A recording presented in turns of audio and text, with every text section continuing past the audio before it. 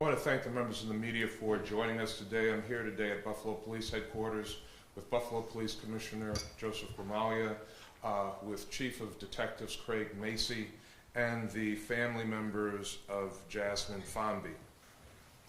Many of us are here today because we, quite frankly, are heartbroken. We're angry. But one thing is for sure, we all want answers.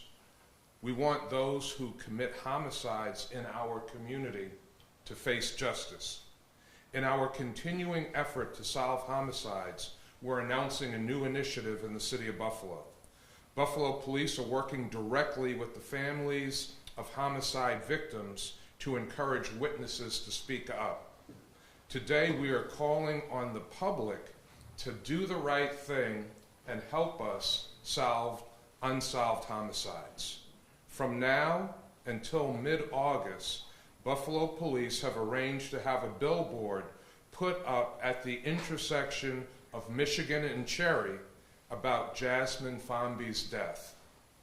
Jasmine is the 14-year-old girl who was struck and killed by gunfire on May 4th on Alexander Place as dozens of teenagers were leaving a party.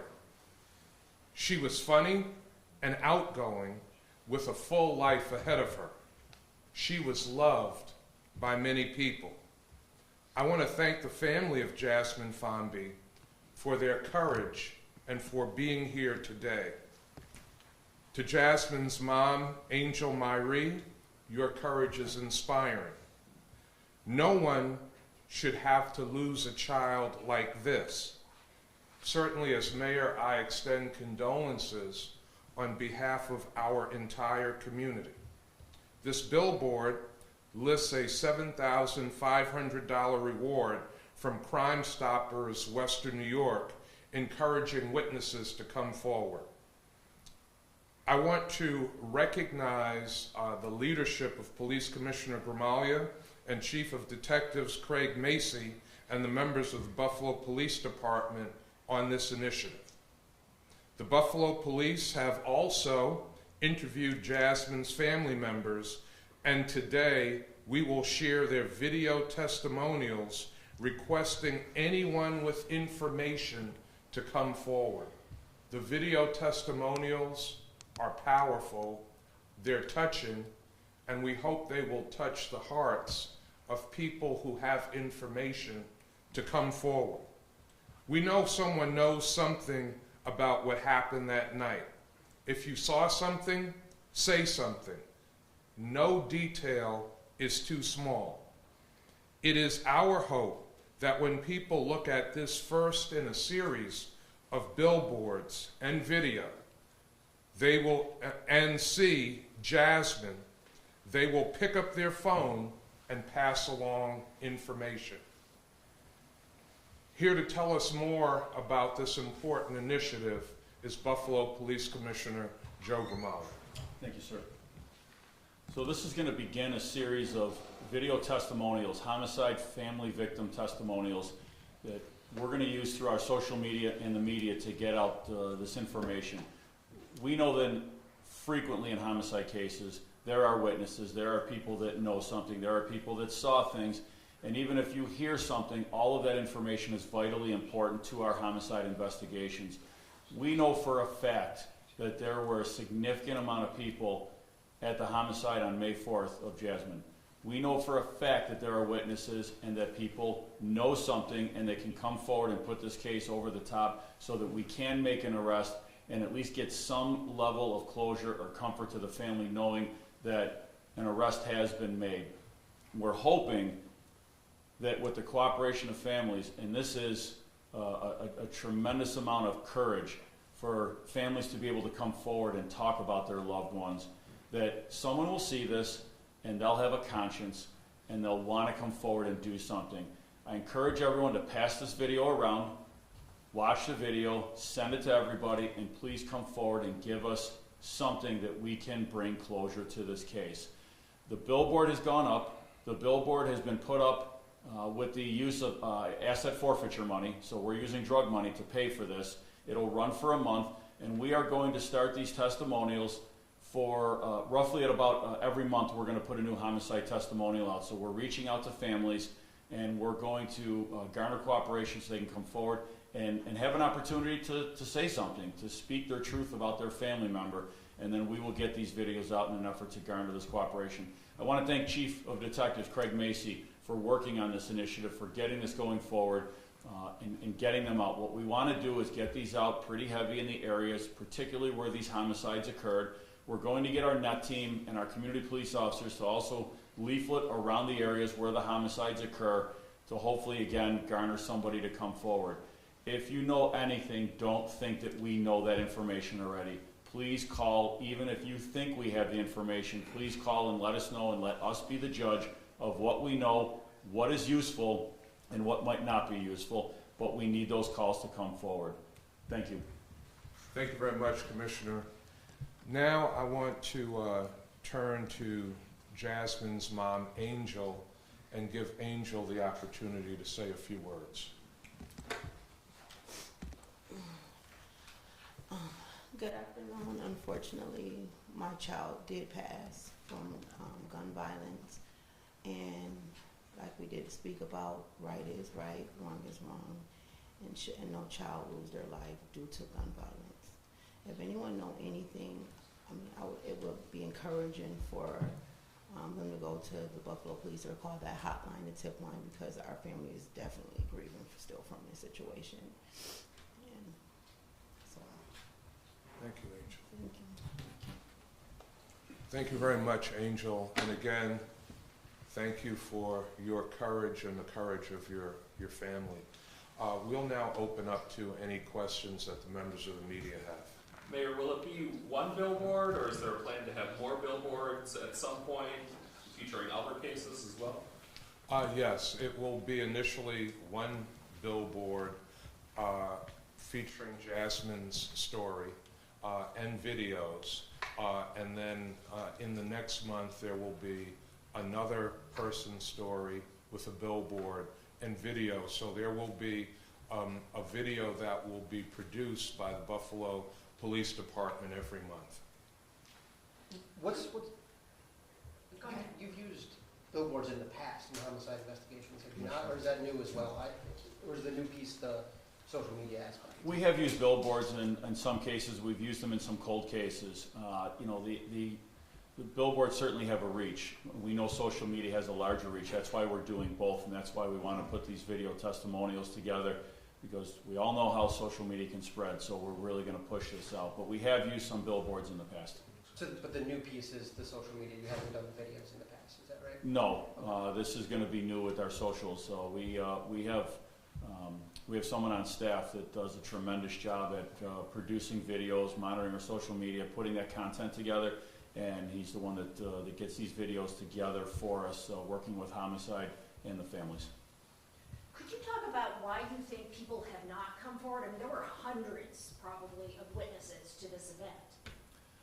You know, I can only surmise in any case why people don't come forward, whether it's out of fear, intimidation, or thinking somebody else is going to come forward. But there were a lot of young people there, and you know, I think one of the things that I hope for is that their parents see this video, that they can look at this, and then they can maybe, look within themselves and think, that could have been my child, and maybe sit down and talk to their child that they know were probably at that party or know something, and talk to your child and get information to come forward. Commissioner, how much is this one billboard costing, and do you have any latest homicide statistics you can share with us? What's 7,500 is it over? That's the reward. No, what was it? The actual fee is about $1,200. Yeah, it's about $1,200 for the billboard. Again, that comes out of asset forfeiture money. We've made very good progress on homicide clearances this year. I believe the latest number is 26 homicide cases cleared from both this year and in prior years. We are at 22 homicides for the year. We have been making a lot of good progress. We've had a great working relationship with the district attorney's office on getting these cases forward, and we're going to do everything we can in our power to get whatever information out, to do whatever we can to make an arrest, to bring closure to these cases. Commissioner, do you know, as we reported back then, they believe that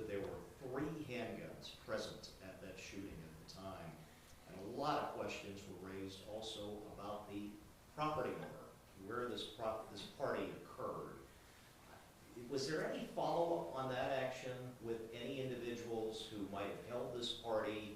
And then again, with the fact that there were supposedly, again, 3 handguns present at that party as was reported. Yeah, I'm not going to get into the specifics of any evidence that may or may not have been collected. We're really going to keep that as part of the investigation, particularly because this case is still open and we don't want to cause any potential issues going forward with a grand jury or with a trial. We look at every address, we look at any incident that something occurs. This party that had happened was broken up, and then it kind of traveled around, and some groups kind of traveled around being dispersed. So it's, we don't have the necessary reach, if you will, on if there's an owner, hypothetically, if there's an owner-occupied location versus a commercial space versus a rental space. If someone's renting an apartment or renting a house, we certainly have the ability to do an order to vacate, going through housing court. That is a challenge, getting through that process. But when it comes to businesses, and we've closed bars, we've closed establishments because there are licenses that they hold that are issued by the city, and we have more authority on that end. So right now we're looking to garner cooperation on this case, get people to come forward. Are you able to say if it was a private home or if this was like an Airbnb type deal where they rented the property for the party? I have no information it was an Airbnb at this time. Commissioner, Would Jasmine's mother like to talk a little bit more about your daughter? I know we're gonna hear from you on video, but this is, another chance to get your message out about your daughter and how you feel about those people who have not come forward yet. Well, okay. Well, Jasmine, she was a funny, outgoing, loving baby. It was her year to graduate this year. She did graduate. She was looking forward to going to high school and getting her a summer job. She was just a nice, outgoing. She was a nice girl. She was just a regular teenager, normal teenager. Good girl. And I am a little upset why no one's haven't spoken about this yet, because I hate for it to even happen again, because it's for someone to think that they got away with it. So, sometimes people just does it again, and I hope this doesn't happen again. Angel, what is your direct message to the person who did this to your daughter? I just wish they would come forward, that's all. I just wish they could come forward. How much pain that they gave to our family. Anyone else? How many unsolved murders do you think you have on the books? And would this approach be ever applied? Now, obviously, ones that go way back, like we aired one, I believe the Crime Stoppers put out in 1985, a 13-year-old girl. Could you use this approach, or is that difficult? Obviously, family members may have passed, you don't have people to talk to. Could this be expanded, possibly? Yeah, we're going to look at particular cases, and unfortunately, there's far too many open homicides going back, many years, decades. But we're going to look at some of those cases where we have information and we just need something to put it over the top, and we're going to look at some where we need to kickstart a case. Some issues at times with some of the cold cases, it can go both ways. You've got some where so much time has passed that people aren't afraid to speak up, or that they are more willing to speak up. And some are so old that unfortunately, there's no viable witnesses. Those are things that we're going to have to look at. We look through cases. We have 2 detectives that are assigned to our cold case unit, and they are digging into a significant number of cases. They have numerous active cases, and when I mean active, that are on their desk and working leads on. But they are very lengthy. They're time-consuming working a cold case because of, as you just said, the amount of time that they have been cold. So, we're just getting started with this. We've already got an idea of who we want to look to for our next case. I'm not going to divulge that right now. We'll let that out when it moves forward. But we're going to start looking at cases to identify and where we believe that we can really get the most impact. We don't want to just grab a random case that we have really nothing to go on just for the sake of doing it. We want to be kind of strategic about it, that hopefully it will get us into a position where we can advance our evidence and make an arrest. Commissioner, if we could, we got her yesterday saying that she was really stepping up security, They were making sure the state police was Hold watching. hold on one second, if we're gonna go off topic. Yeah, this is all. Okay, just Yeah, why don't we wait one on it? more on One the more on billboard. topic. When did the billboard actually go up? Was it this morning? Yesterday. It went up yesterday. Okay. Yeah, we were, kind of hoping to do this yesterday, but the company was working to get the billboard up, so now it's been up since yesterday. And this will be up through August. The middle of August. It's up for a month. Commissioner,